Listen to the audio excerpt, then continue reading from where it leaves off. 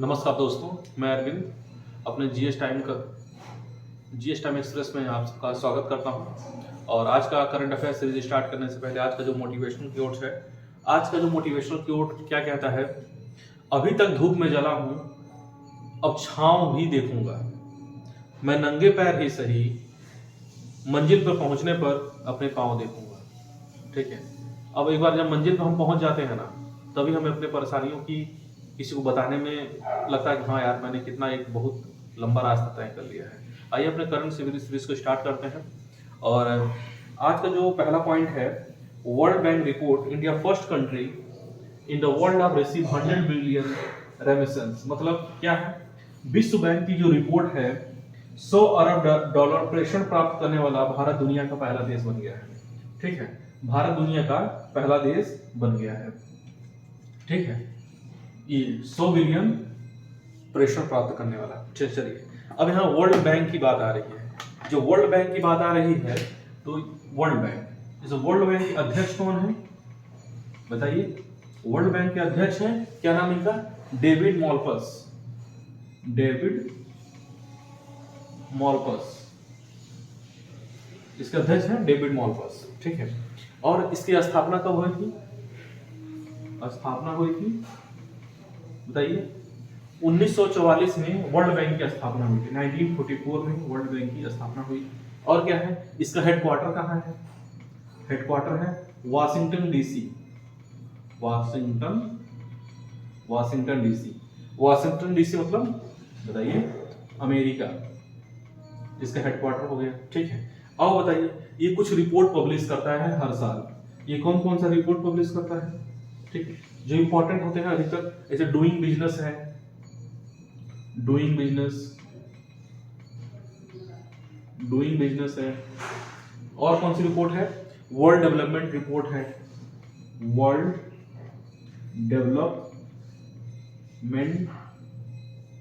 Development report है। ठीक है, ये हो गया। यानी भारत दुनिया का पहला देश बन गया है जो 100 बिलियन प्रेषण प्राप्त करने वाला पहला देश बन गया है। वर्ल्ड बैंक के अध्यक्ष कौन है? डेविड मॉलपस।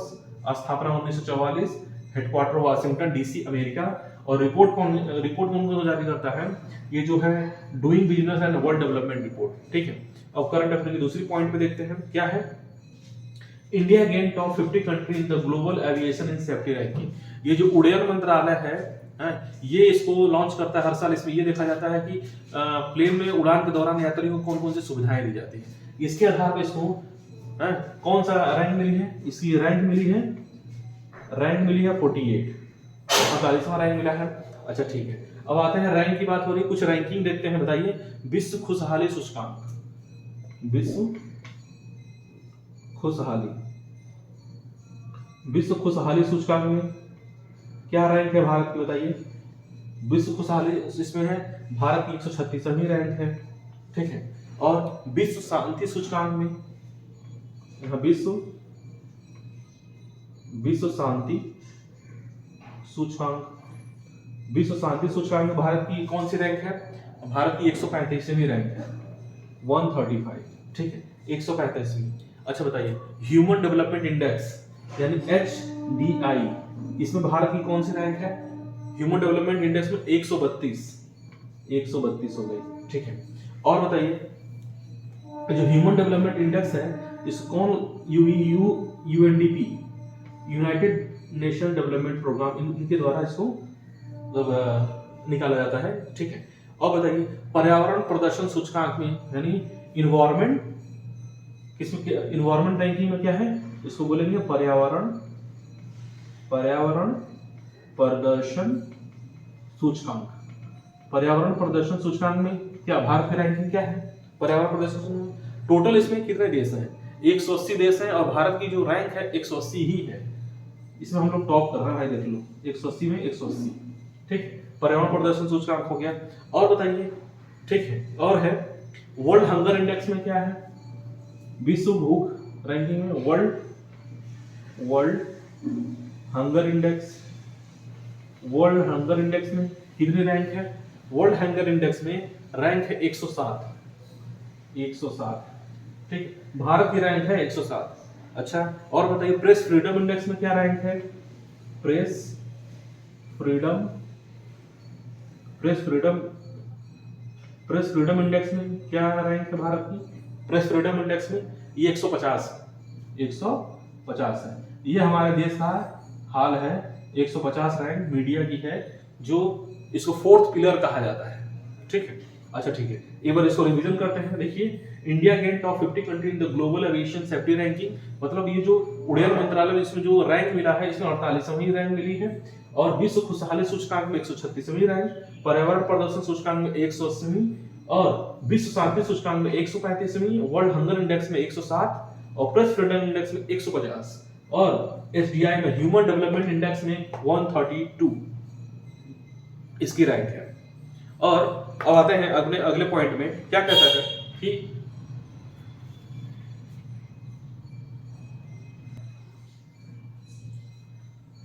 इसमें अगली पॉइंट है, क्या लिखा है? Forbes included 3 Indian in the list of philanthropic hero of Asia. philanthropic hero को क्या, ये मतलब इस पॉइंट ये कह रहा है कि फोर्ब्स ने एशिया की परामर्श करने वाले नायकों की सूची में शामिल 3 भारतीय हैं। उन भारतीयों को क्या नाम है, जरा देखिए। उन भारतीयों को क्या नाम है? पहला नाम है गौतम अडानी, चलिए नाम देखते हैं। गौतम अडानी है। और क्या नाम है गौतम अडानी के बाद? शिव नादर है, शिव नादर। अगला नाम क्या है शिव नादर के बाद? अशोक शुक्ला, अशोक। ठीक है, अब इससे संबंधित कुछ करंट अफेयर जो अभी तक हो चुके हैं तो बताइए। देखिए, विश्व के दूसरे अमीर व्यक्ति कौन है? विश्व के दूसरे अमीर व्यक्ति कौन है?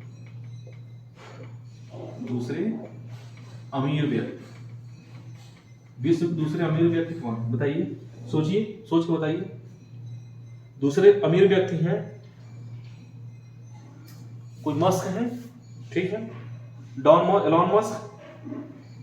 एलॉन मस्क, इन्हीं की स्पेस एक्स है।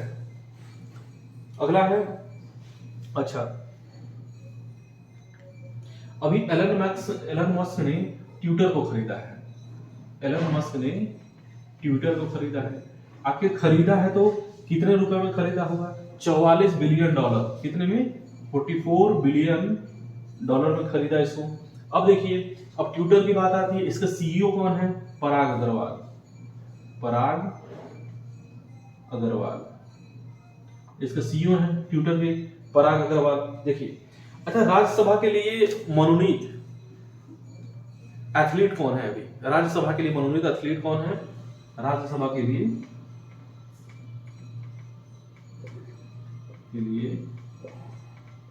महिला एथलीट, ये पीटी उषा। ठीक है, अगला पॉइंट देखते हैं।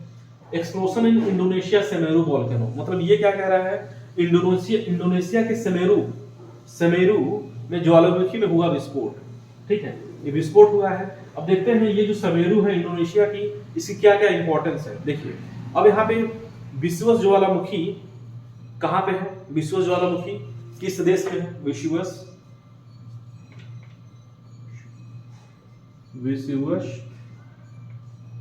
ज्वालामुखी, बताइए कहाँ पे है? ये इटली में है। विश्व ज्वालामुखी कहाँ पे है? इटली में। और क्या इंपॉर्टेंट है? ये समेरू वोल्केनो को क्या बोलते हैं? द ग्रेट माउंटेन भी बोलते हैं। इसको क्या बोलते हैं? द ग्रेट माउंटेन भी बोलते हैं। ठीक है, इसको द ग्रेट माउंटेन बोलते हैं। और क्या इंपॉर्टेंट है, जरा देखिए। और ये भारत का एकमात्र सक्रिय ज्वालामुखी कौन सा है? भारत का एकमात्र सक्रिय ज्वालामुखी, भारत एकमात्र सक्रिय ज्वालामुखी कौन सा है? बताइए, कहां पे है ये बैरन द्वीप में है। कहां पे है? बैरन द्वीप। अच्छा, और देखिए इसमें क्या है? सबसे ऊंचा सक्रिय ज्वालामुखी क्या है? सबसे ऊंचा है ना, ये सक्रिय ज्वालामुखी, सबसे मुखी, सबसे ऊंचा सक्रिय ज्वालामुखी कहाँ पे है? हवाई द्वीप, हवाई में यूएसए में, हवाई द्वीप के यूएसए में, ये यूएसए में हो गया। अच्छा, और देखिए इसमें क्या है, मोनोलोवा ज्वालामुखी कहाँ पे पाया जाता है? मोनोलोवा ज्वालामुखी, जो मोनोलोवा ज्वालामुखी है कहाँ पे पाया जाता है? ये हवाई, ये भी है हवाई द्वीप यूएसए, हवाई के यूएसए में, ठीक है। और इससे इंपॉर्टेंट क्या हो सकता है? देखिए, भूमध्य सागर का प्रकाश स्तंभ, भूमध्य सागर का प्रकाश स्तंभ कौन सा है? स्ट्रोम्बली, भूमध्य सागर का प्रकाश स्तंभ, ये क्या है, कहां पे है? स्ट्रोम्बली, क्या नाम है? स्ट्रोम्बली, पॉज करना, स्ट्रोम्बली। अब आते हैं अपने करंट अफेयर की जो अगली पॉइंट है, क्या कहता है? Third edition of water heroes share your stories release by ministry of जल शक्ति, मतलब जल शक्ति मंत्रालय द्वारा water heroes share your story का तीसरा संस्करण हुआ जारी, ठीक है। भाई इसका जब तीसरा संस्करण जारी हो गया है तो आखिर क्या इंपॉर्टेंट है, क्यों इसको सरकार बार बार कह रही है कि वाटर हीरो बनाओ, पानी को बचाओ, आखिर इसकी इंपॉर्टेंट क्या है? देखिए, जो कहते हैं ना, हमारा जो जीवन है जल ही जीवन है? ये सही भी बात है, जल ही जीवन है, बिना जल के हम इस धरती पे सरवाइव नहीं कर सकते, क्योंकि ये हमारी बेसिक नीड है, ठीक है, बेसिक नीड है। देखिए, अब इसमें आखिर हुआ तो इसमें कौन कौन से नवाचार चुने गए हैं? मतलब नवाचार मतलब इनोवेशन क्या है? पहला कौन है? देखिए, इनोवेटर है गाजियाबाद ग्रीन बॉन्ड, पहला है इसमें गाजियाबाद ग्रीन बॉन्ड है, ठीक है। अगला क्या है इसमें, है ना, roof top rain water harvesting, क्या नाम है? Roof top rain water harvesting है। और क्या है? देखिए, ये हो गया हार्वेस्टिंग मॉडल, ये है। और क्या है? देखिए, इसमें है plantation of tree in the memory of ancestor, plantation of tree in the memory of ancestor, plantation of trees in the memory of ancestor, ठीक। ये तीन है इसके इनोवेटर, ठीक है। अब देखिए, इनोवेटर अब यहाँ ये बात हुई है, अब इसमें क्या है, हम ये देखेंगे इससे क्या संबंधित सवाल बन सकते हैं हमारी परीक्षाओं के लिए। बताइए, विश्व जल दिवस कब मनाया जाता है? विश्व जल दिवस कब मनाया जाता है? विश्व जल दिवस मनाया जाता है 22 मार्च को विश्व जल दिवस मनाया जाता है। देखिए, अब जल जीवन मिशन की शुरुआत कब हुई थी? जल जीवन मिशन की शुरुआत कब हुई थी? देखिए, जल जीवन 25 दिसंबर 2019 को स्टार्टिंग हुई थी। अब देखिए, ठीक है, अब जल जीवन मिशन की घोषणा कब हुई थी?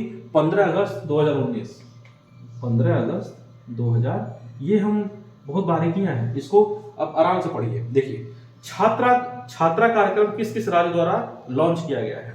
छात्रा कार्यक्रम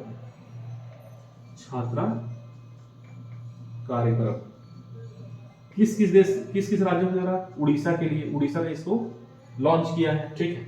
भारत का पहला स्वच्छ सुजल प्रदेश कौन सा है ना? स्वच्छ सुजल प्रदेश कौन सा है, बताइए। नहीं पता? इसको सोच बताइए, स्वच्छ सुजल प्रदेश। और भारत का हर घर जल प्रमाणित वाला राज्य कौन सा है? हर घर जल प्रमाणित वाला पहला राज्य, ये गोवा बन गया है प्रमाणित वाला राज्य। और जिला कौन सा बना है? जिला का नाम है बुरहानपुर, मध्य प्रदेश का, बुरहानपुर एमपी का बन गया है, ठीक है। ये इसकी इंपॉर्टेंस है। विश्व जल दिवस जल जीवन मिशन की शुरुआत, छात्रा कार्यक्रम कहाँ पे लॉन्च हुआ, हर घर जल प्रमाणित वाला राज्य, और जिला कौन सा, बुरहानपुर, ये मध्य प्रदेश का है। ठीक है, अब देखिए अगला जो पॉइंट आता है करंट अफेयर का, इसमें है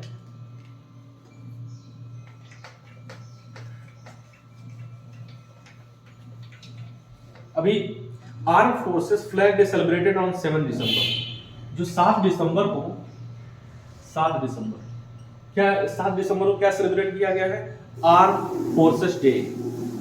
आर्म फोर्सेस डे सेलिब्रेट किया गया है। जो आर्म फोर्सेस डे सेलिब्रेट किया गया है, इसकी स्टार्टिंग कब हुई थी, दिसंबर 1949। इसकी स्टार्टिंग हुई थी दिसंबर 1949। ठीक है, अब देखिए नेशनल फ्लैग कब अडॉप्ट किया गया था। नेशनल फ्लैग अडॉप्टेड सबसे पहले आते हैं 22 जुलाई 1947। 22 जुलाई 1947 को जो हमारा राष्ट्रीय ध्वज है अपनाया गया है। National flag adopted, national flag adopted, national flag adopt हुआ। और क्या हुआ, वायु सेना दिवस कब मनाया जाता है, वायु सेना दिवस, वायु सेना दिवस कब मनाया जाता है, सोच के बताइए, सोचिए। 8 अक्टूबर को वायु सेना दिवस मनाया जाता है। थल सेना दिवस को मनाया जाता है, थल सेना दिवस को मनाया जाता है। जो थल सेना दिवस है ये 15 जनवरी को मनाया जाता है, 15 जनवरी। अब नौ सेना दिवस को मनाया जाता है, नौ सेना दिवस मनाया जाता है। कब मनाया जाता है, 4 दिसंबर को नौ सेना दिवस मनाया जाता है। अच्छा देखिए सीडीएस कौन है, चीफ ऑफ डिफेंस स्टाफ कौन है, सीडीएस है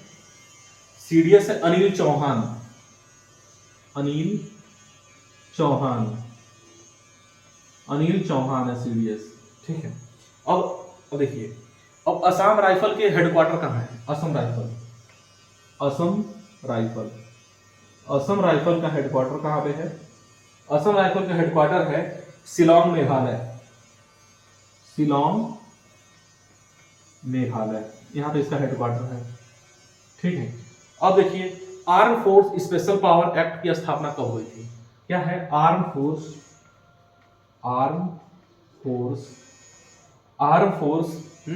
power act, arm forces special power act,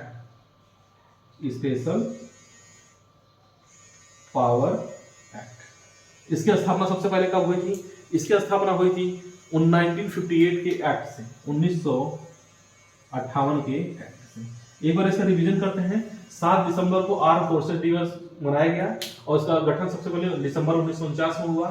22 जुलाई 1947 को नेशनल फ्लैग अडॉप्टेड हुआ। वायु सेना दिवस 8 अक्टूबर, थल सेना दिवस 15 जनवरी, नौ सेना दिवस 4 दिसंबर, और सीडीएस है अनिल चौहान। असम राइफल का हेडक्वार्टर है शिलांग मेघालय में। ठीक है, और आर्म स्पेशल पावर एक्ट की स्थापना 1958 के एक्ट से हो गई है।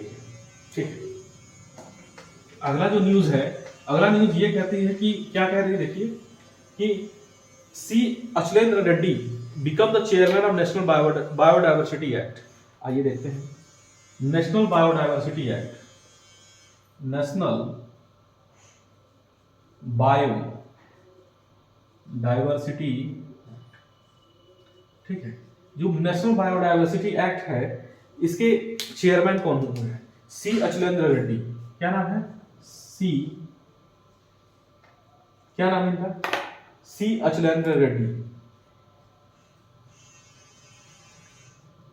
सी अचलेंद्र रेड्डी इसके क्या बने हैं, चेयरमैन बने हैं नेशनल बायोडायवर्सिटी एक्ट के। चलिए देखिए, अब नेशनल बायोडायवर्सिटी एक्ट की बात आ रही है, इसका गठन कब हुआ था, इसका जो गठन हुआ था 2003 में, इसका गठन 2003 में, और इसका हेडक्वार्टर कहां पे है, चेन्नई तमिलनाडु में है, चेन्नई तमिलनाडु में है गठन इसका। और जैव विविधता दिवस कब मनाया जाता है, जैव विविधता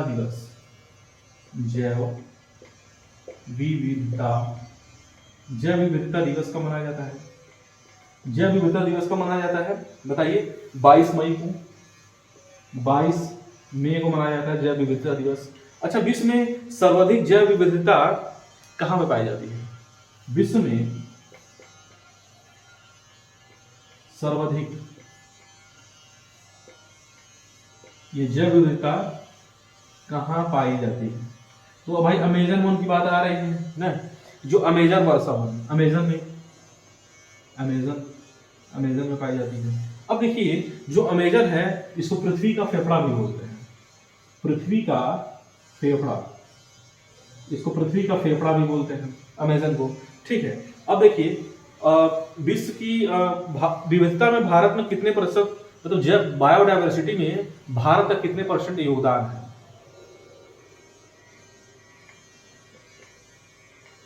बायोडायवर्सिटी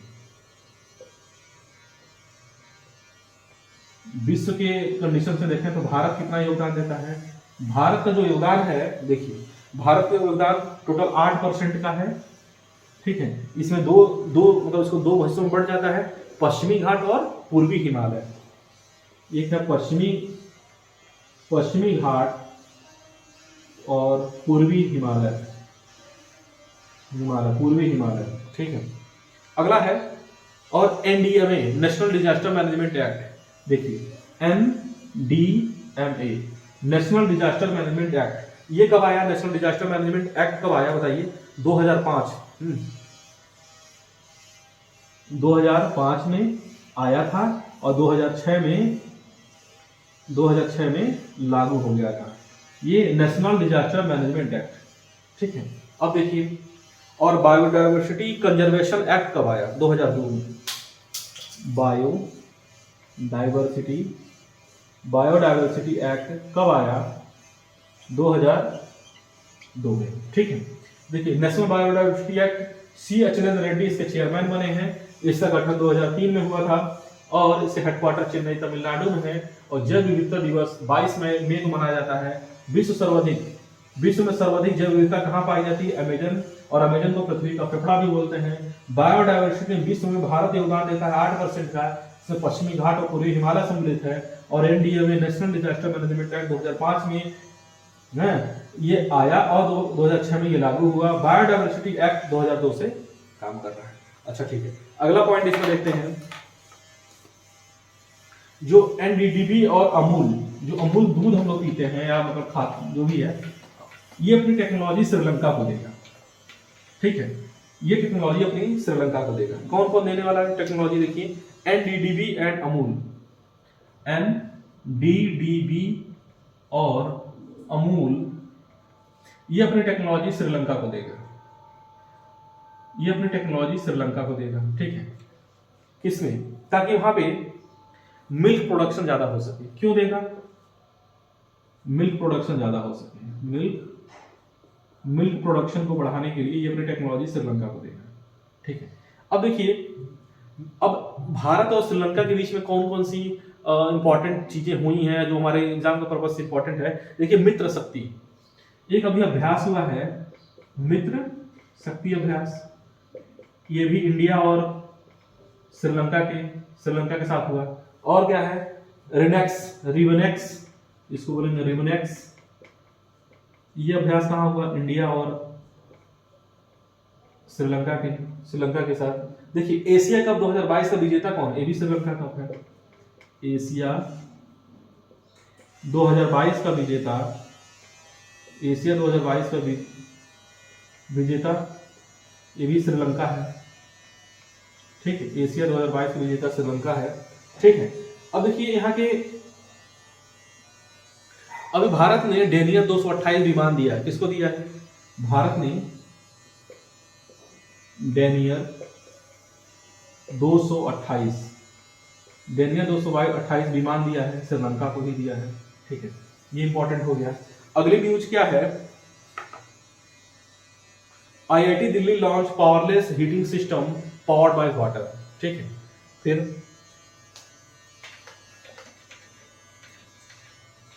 जो आईआईटी दिल्ली है ये अभी लॉन्च कर रही है powerless heating system powered by water, जो पानी से चलता है, ठीक है। अब देखिए आईआईटी दिल्ली काम कर रही है, इससे संबंधित क्या क्वेश्चन है। देखिए परम वेग जो कंप्यूटर है ये सुपर कंप्यूटर है, आईआईटी दिल्ली ने बना दिया। और परम अनंत आईआईटी गांधीनगर ने बना दिया, ये भी सुपर कंप्यूटर है। और परम कामरूप कौन है, आईआईटी गुवाहाटी, इसको इसने बना दिया। अब देखिए अब अगला जो न्यूज है मैं ऐसे ही बताने की कोशिश करता हूँ। International Diwali power of an award 2022 किसको दिया गया है, ठीक है। ये संयुक्त राष्ट्र महासभा द्वारा दिया जाता है। और इससे संबंधित जो सवाल है एसडीआर जो होता है स्पेशल ड्राइंग राइट बाई, ये आईएमएफ के द्वारा दिया जाता है, ठीक है। वर्ल्ड ट्रेड ऑर्गेनाइजेशन की गठन 1995 जिनेवा स्विट्जरलैंड में इसका हेडक्वार्टर है। और UNEP United National Environment Programme ये 5 जून 1972 केनिया नैरोबी में, ये इसका हेडक्वार्टर है। अब देखिए अगला जो न्यूज है करंट अफेयर का, कि अभी मुंबई के आदित्य मित्तल है ये 77th चेस ग्रैंड मास्टर बने हैं। तो आज के लिए करंट अफेयर की सीरीज यहीं पे खत्म करते हैं। और हमारे चैनल को लाइक करिए, सब्सक्राइब करिए और शेयर भी करिए। और थैंक यू।